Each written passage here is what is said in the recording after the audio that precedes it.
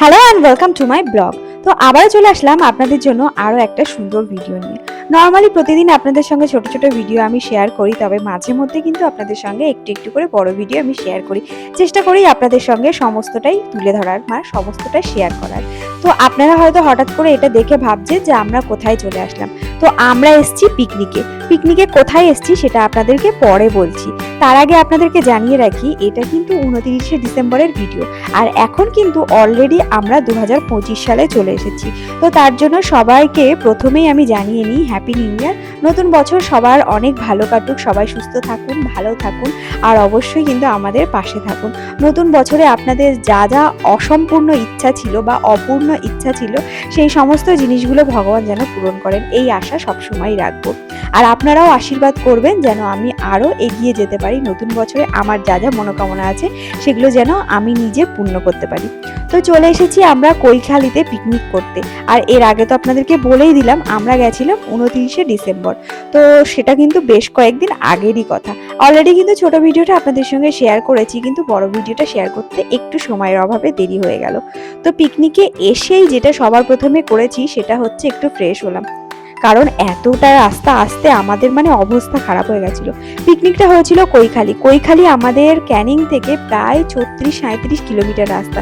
বুঝতে পারছেন বাইকে কি অবস্থাটা না হয়েছে, প্রচন্ড কষ্ট হয়েছিল। যদিও তার সাথে সাথে এই বড় গাড়িটা ছিল, এটাও গেছিল, অনেকে গাড়িতে গেছিল, আমি কিছুটা রাস্তা গাড়িতে গেছিলাম, কিছুটা বাইকে গেছিলাম। তারপরে সবাই মিলে এখানে একটু সাজগোজ করে নিচ্ছে, যেহেতু এতটা রাস্তা আসা হয়েছে সবারই মোটামুটি সাজগোজ নষ্ট হয়ে গেছে।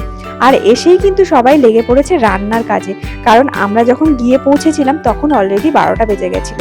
আর এতগুলো মানুষের জন্য রান্না করতে হবে, তো তার জন্য সবার আগে কিন্তু রান্নার কাজটা শুরু হয়ে গেছে। আসলে কি হয়েছে, আমাদের কিন্তু সকাল 7টার সময় বেরোনোর কথা ছিল, কিন্তু এতগুলো লোকজনকে এক জায়গায় করে তাদেরকে রেডি করে নিয়ে বার করাটা এটা কিন্তু বেশ চাপের ব্যাপার। আর তার সাথে সাথে কিন্তু যে দূরত্বটা ছিল সেই দূরত্বটাও ছিল কিন্তু অনেকখানি, প্রায় 2 ঘন্টা রাস্তা। তো বুঝতেই পারছেন আমরা বেরিয়েছি 10টার সময় আর এখানে এসে পৌঁছেছি ঠিক 12টার সময়। তো এসে মাত্রই কিন্তু আমাদেরকে টিফিন দিয়ে দেওয়া হয়েছিল। আর কেউ কেউ যাদের একটু বেশি খিদে পেয়ে গেছিলো, যেমন আমার মতন মানুষজন, তারা কিন্তু আমরা গাড়ির মধ্যে বসেই টিফিনটা খেয়ে নিয়েছিলাম। টিফিনে ছিল ডিম সেদ্ধ, তার সাথে সাথে লুচি, একটা চানা মশলা, তার সাথে সাথে মিষ্টি। আর এখানে যাকে দেখতে পাচ্ছেন ইনিই হচ্ছেন আমাদের সেই দাদা, যিনি এই পিকনিকটা অর্গানাইজ করছেন। ওনার স্টুডেন্টদের নিয়েই মেন পিকনিকটা, এবার তার মাঝখানে আমরাও একটু যোগদান করেছি আর কি। দাদার স্টুডেন্টরা তো ছিল, তার সাথে সাথে ছিল দাদার ফ্যামিলি, আর তার সাথে সাথে আমরাও ছিলাম। আর এসেই মাত্র এরা লেগে পড়েছে খেলাধুলো করার জন্য।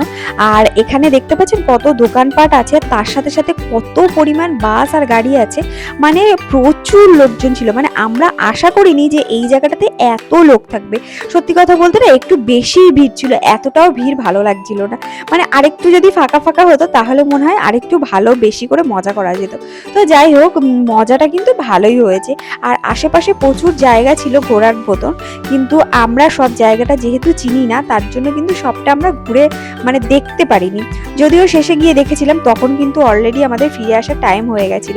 আর এখানে যেহেতু বক্স এসছে, বক্স ভাড়া করা হয়েছিল, বক্সটা আমাদের এখান থেকেই ভাড়া করা হয়েছিল। তারপরে সবার শুরু হয়ে গেল নাচ, যেটা পিকনিকে হয়। আর এই যে দেখুন দাদার অবস্থা, দাদা সবার ভিডিও করছে। ভীষণ মজাদার একজন মানুষ, সবসময় ভীষণ মজা করতে ভালোবাসে। তো আমি দাদাকে বলছিলাম, দাদা আপনি নাচুন, আমি আপনার ক্যামেরাটা ধরে দিচ্ছি, কিন্তু দাদা বললো না, যেহেতু আমার সবাই স্টুডেন্ট আছে তো আমি এদের সামনে একদম নাচানাচি করতে পারবো না। মজা করছিল আর কি। তো সবাই এখানে খুব এনজয় করছিল, আমরাও এনজয় করছিলাম খুব। তো ভীষণ ভালো একটা দিন কাটলো। এই ফার্স্ট টাইম বিয়ের পরে আমরা এরকম সবাই মিলে পিকনিকে গেলাম। এরকমভাবে পিকনিকে আমরা কোনোদিন যাইনি। বাড়ির আশেপাশে পিকনিক করেছি, কিন্তু এত দূরে গিয়ে পিকনিক আমরা কোনোদিন করিনি। আর আরুষের তো এটা ফার্স্ট টাইম ছিল, ভীষণ এনজয় করছিল। তার সাথে সাথে একটা ছোট্ট ভাইকে পেয়ে গেছিল, যে কিনা ছিল রাজুর বন্ধুর ছেলে। তো বুঝতেই পারছেন, দুই বাবা বন্ধু ছিল, এখন হচ্ছে 2 ছেলেও বন্ধু। তো ভীষণ মজা হচ্ছিল। আর এখানে রমিতের অবস্থা দেখুন, ও মজা করছে এখানে বসে বসে। আর এদিকে কিন্তু আমাদের রান্নার যোগাযন্ত্র একদম শুরু হয়ে গেছে, সমস্ত কিছু বাড়ি থেকে রেডি করেই নিয়ে আসা হয়েছিল, এখানে এসে ঝটপট করে রান্নাটা বসিয়ে দেওয়া হয়েছে। বছরের শেষে এরকম একটা পিকনিক না হলে কিন্তু একদমই জমে না। তো এই বছরের শেষটা এত ভালো কাটলো, আপনাদেরকে কি বলবো। পিকনিকটা হয়ে যেন মনটা একদম ভালো হয়ে গেল। তো এখানে রান্না বান্না হচ্ছে, আর এই যে পিকনিকের সময় যে রান্না বান্না, এটা কি টেস্টটা নদীটা যেমনই হোক না কেন সেটা কিন্তু ভালো লাগে। তো ওদিকে রান্না বান্না হচ্ছে, সবাই নাচ টাচ করছে। তো আমরা ভাবলাম একটু আশেপাশেটা ঘুরে আসি, মানে আশেপাশে কি আছে সেটা একটুখানি দেখার জন্য আমরা বেরিয়ে পড়লাম। তো এখানে এসে তো আমরা জাস্ট অবাক হয়ে গেলাম, এখানে যে পাশে এত বড় নদী আছে আমরা সত্যিই জানতাম না। আপনারা দেখলে বুঝতে পারবেন নদীর কিন্তু এপার থেকে ওপার একদমই দেখা যাচ্ছিল না। আর এখানে তো ছোট, এর আরও একটু দূরে এগিয়ে গেলে যেখানটায় আমরা পরের দিকে গেছিলাম সেখানটায় আরও বড় নদী আছে। মানে শুধু চারিদিকটা শুধু কুয়াশা দেখা যাচ্ছিল, আর কিছুই দেখা যাচ্ছিল না। প্রচন্ড বড় নদী। আপনারা তো জানেন মানে সুন্দরবনের সমস্ত দিকেই নদী, চারদিক শুধু নদী আর নদী। আর এই সমস্ত জায়গাগুলো কিন্তু সুন্দরবনের মধ্যেই পড়ে। তো এখানে তো নদী থাকবে, আর নদীগুলো কিন্তু সবসময় এরকম বড় বড়ই হয়। যেমন ঝড়খালিতে আছে ঠিক সেই রকমই, ঝড়খালির মতন কিন্তু একটা স্পট হচ্ছে কৈখালি। ঝড়খালিতে যেমন ওখানে বোটিং করা যায়, ওখান থেকে সুন্দরবন আপনার মোটামুটি আপনি যদি মনে করেন যে ওখানে বোটে গিয়ে 2-3 ঘন্টা ঘুরবেন, ঘুরতে পারবেন। আর এখানেও কিন্তু সেই একই রকমই ব্যবস্থা আছে, পুরো ঝড়খালিরই মতো। তবে ঝড়খালিতে একটা জিনিস যেটা এক্সট্রা আছে সেটা হচ্ছে ঝড়খালিতে একটা পার্ক আছে যেখানে কিনা বাঘ রাখা আছে, সবাইকে মানে সবাই গিয়ে দেখে পার্কটাতে ঘোরে টোরে। ওই জায়গাটা কিন্তু বেশ ভালো লাগে। তো ইচ্ছা আছে এই শীত থাকতে থাকতে একবার ঝড়খালিতে যাব, কারণ ঝড়খালিতে না অন্য সময় গিয়ে কোনো লাভ নেই, কারণ অন্য সময় গেলে একদম ফাঁকা ফাঁকা লাগে, শীতকালে গেলে তাহলে একটু ভালো লাগে। আর এখানে দেখতে পাচ্ছেন ফটো সেশন চলছে, মানে এত সুন্দর জায়গা দেখে তো সবারই মোটামুটি ফটো তোলার ইচ্ছা তো থাকবেই। তো আমরাও মাঝে মধ্যে একটু ফটো তুলে নিয়েছি, আর জায়গাটা সত্যিই খুব ভালো ছিল।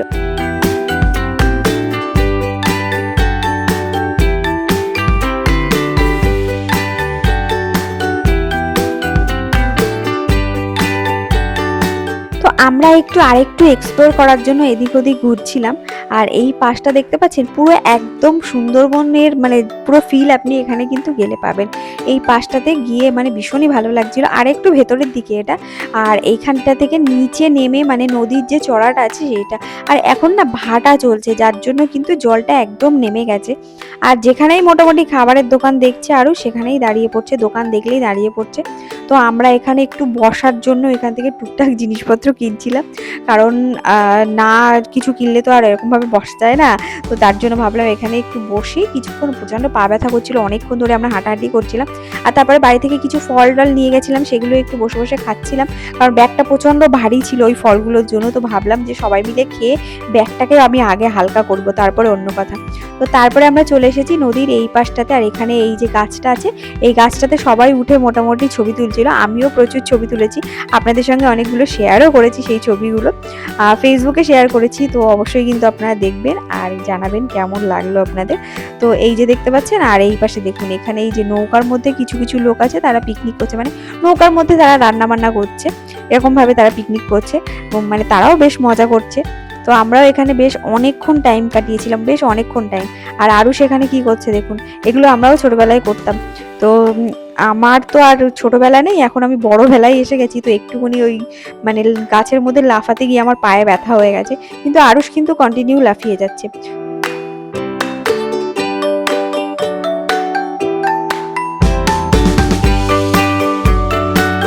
অনেকক্ষণ ঘোরাঘুরির পরে আমরা একদম ক্লান্ত হয়ে গেছি, তার সাথে সাথে পেয়েছে প্রচণ্ড খিদে। আর এখানে মোটামুটি এখন 2:30 বেজে গেছে, আর পিকনিক মানে তো একটু বেলা হবেই, কিছু করার নেই। তো এখানে রান্নাবান্না মোটামুটি কমপ্লিট, একদম লাস্ট আইটেমটা রান্না হচ্ছে। তো আমরা এখানে বসে গেছি, আর সব থেকে বেশি খিদে পেয়ে গেছে আরুষের। আমরা যা হোক সকালবেলা একটু লুচি টুচি খেয়েছিলাম, আরুষও খেয়েছিল কিন্তু একটাই লুচি খেয়েছিল। বাইরে গেলে ওর আনন্দের চোটে আর খাওয়া দাওয়া আসে না। তো আমি ওখান থেকে অল্প খাবার দাবার নিয়ে এসে আগে আরুষকে খাইয়ে দিচ্ছি, তারপরে গিয়ে আমরা বসবো খেতে, কারণ ওর সব থেকে বেশি খিদে পেয়েছিল। আর তার সাথে সাথে দেখতে পাচ্ছেন এখানে একটা কোল্ড ড্রিঙ্কস নিয়ে এসছে, মানে বলছে ভাতের সাথে ওইটা আমি খাবো। তো সেটাই নিয়ে এসে এখন বসেছে, সেটা নিয়ে এখন খাওয়া দাওয়া চলছে। তারপরে এবার আমরা বসে গেছি খাওয়া দাওয়া করতে, আর এখানে দাদারা সব সার্ভ করছে। তো মেনুতে ছিল স্যালাড ছিল, তার সাথে সাথে ছিল ফ্রাইড রাইস, মাংস, আলুর দম, চাটনি আর পাঁপড়। আর রান্নাগুলো কিন্তু ভীষণই ভালো হয়েছিল। আর সত্যি কথা বলতে এতটাই খিদে পেয়েছিল, সবাই মানে ভীষণ তৃপ্তি করে খেয়েছিল। আমাদের কিন্তু খাওয়া দাওয়া করতে বেশ অনেকটা দেরি হয়ে গেছিলো। বুঝতেই পারছেন পিকনিকের ব্যাপার, আপনাদেরকে তো বললাম আমরা 2:30-র সময় খেতে বসেছি, আর এখন নেক্সট ব্যাচ বসেছে, মানে আমাদের তো খাওয়া হয়ে গেছে, তারপরের যারা যারা ছিল তারা সবাই বসেছে। মোটামুটি 3টে ব্যাচ বসাতে হয়েছে। আর এখানে আরও সবাই যারা আছে তারা এখন দেয়া থেয়া করছিল, মানে যাদের অলরেডি খাওয়া হয়ে গেছে তারা এবার দেয়া থেয়া করছিল। আর এখানে তো চলছিল মজা। পিকনিক মানেই তো এই জিনিসগুলো হবেই। তো এখানে খাওয়া দাওয়া চলছে, তার সাথে সাথে চলছে কিন্তু মজা।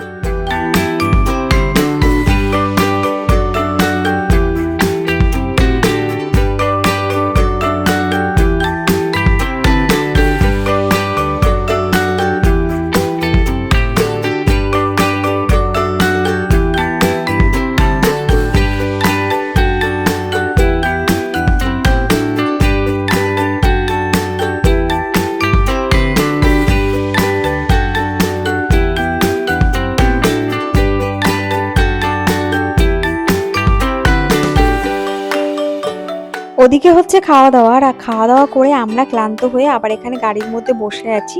আর আরুষ আর তার এক বন্ধু, মানে ভাইও বলতে পারেন, তারা এখন একটু বদমাইশি করছে দুজন মিলে। তো তারপরে আমরা আবার বললাম যে আরও একটু আশেপাশটা ঘুরে আসি, কারণ হচ্ছে একটু পরেই তো বেরিয়ে যাব, তো ভাবলাম একটু আশেপাশটা ঘুরে আসি। তো এখানে আরুষের আজকে মোটামুটি সব রকম ইচ্ছা পূরণ হয়ে গেছে। ও আজকে ইঞ্জিন ভ্যান চালিয়েছে, তার সাথে সাথে চালিয়েছে জেসিবি, আর এখন এই যে রোড রোলার এটাও চালিয়ে নিল। মানে এখানে কেউ ছিল না, ফাঁকা ছিল। তো সেটা দেখে এখন তো সে আর নিজেকে সামলাতে পারলো না, উঠে পড়লো রোড রোলারের ওপরে। তারপরে আমরা যাচ্ছি একটু অন্য সাইডটায়, আগে গেছিলাম পেছন দিকটায়, এখন এই পাশটাতে যাচ্ছি। আর দেখুন সুন্দর একটা মুহূর্ত, সূর্যটা জাস্ট ডুবে যাচ্ছে, মানে নদীর পাশে অসাধারণ একটা দৃশ্য, যেটা দেখে একদম মন ভরে গেল। যদিও কিন্তু এখানে প্রচুর পুলিশ আছে, মানে এই যেহেতু সন্ধে সন্ধে হয়ে যাচ্ছে, কারণ বহু মানুষ হয়তো সাইডে চলে যাবে কি কিনা সেগুলো সমস্ত কিছু দেখাশোনা করছে। আর ঘুরতে ঘুরতে আমরা এই জায়গাটাতে চলে আসলাম। এটা হচ্ছে একটা রামকৃষ্ণ মিশন, আর আপনাদের কি বলবো, এত সুন্দর জায়গা ছিল। তো আমরা বলছি কেন আমরা এই জায়গাটাতে প্রথমে আসলাম না। ওই যে আপনাদেরকে বললাম, মানে সব জায়গাটা যেখানে কি কোথায় আছে আমরা তো জানি না, জানলে এই জায়গাটাতে আগেই আসতাম। কারণ যেখানে নদীর ধারে ওই জায়গাতে আমরা গেছিলাম সকালবেলা, ওখানটাতে অনেক বেশি টাইম স্পেন্ড করে ফেলেছিলাম, ওখানে অতক্ষণ না থাকলেও চলতো। কিন্তু এই জায়গাটা এত ভালো লেগেছিল আপনাদের কি বলবো, মানে একদম শান্ত নিরিবিলি একটা পরিবেশ। এটা একটা রামকৃষ্ণ মিশন, আমার মনে হয় এটা কোনো ছাত্রাবাস বা এরকম কোনো কিছু হবে। তো ভীষণই ভালো একটা জায়গা ছিল আমার, মানে দিনের শেষে মনটা একদম শান্ত হয়ে গেল। তো আপনাদের ভিডিওটা কেমন লাগলো অবশ্যই কিন্তু কমেন্ট সেকশনে জানাবেন, আর ভালো লাগলে অবশ্যই কিন্তু একটা লাইক করবেন আর আমার পাশে থাকবে। আর হ্যাঁ, বছরের শেষে কি আপনারা পিকনিকে গেছিলেন সেটাও কিন্তু কমেন্ট সেকশনে অবশ্যই আমাদেরকে জানাবেন, আর অবশ্যই আমাদের পাশে থাক যাতে আমরা আরও এগিয়ে যেতে পারি। আর এখানে এই যে একদম বেলা শেষে গিয়ে বিকালবেলায় এসে এই যে পুকুর পাড়ে বসলাম, এর যে কি শান্তি আপনাদেরকে বলে বোঝাতে পারবো না। মানে সারা দিনের সমস্ত ধকল যেন একদম নিমেষে গায়েব হয়ে গেল, ভীষণ ভালো লাগছিল। তো যাই হোক, আপনাদের নতুন বছর, আবারও বলছি, নতুন বছর আপনাদের খুব খুব ভালো কাটুক, আপনারা খুব ভালো থাকুন, সুস্থ থাকুন, আর হ্যাঁ অবশ্যই আমাদের পাশে থাকুন। আর এই সমস্ত কিছু করতে করতে কিন্তু একদম টাইম চলে আসলো বাড়ি চলে আসার। মনটা খারাপই লাগছিল, সারাদিন বেশ আনন্দে কাটলো। তো চলুন আজকের মতন এইটুকুনি, আপনাদের সঙ্গে দেখা হচ্ছে পরবর্তী কোনো ভিডিওতে। আর হ্যাঁ অবশ্যই কিন্তু প্লিজ আমাদের পাশে থাকবেন, আবারও বলছি। তো চলুন আজকের মতো এইটুকু।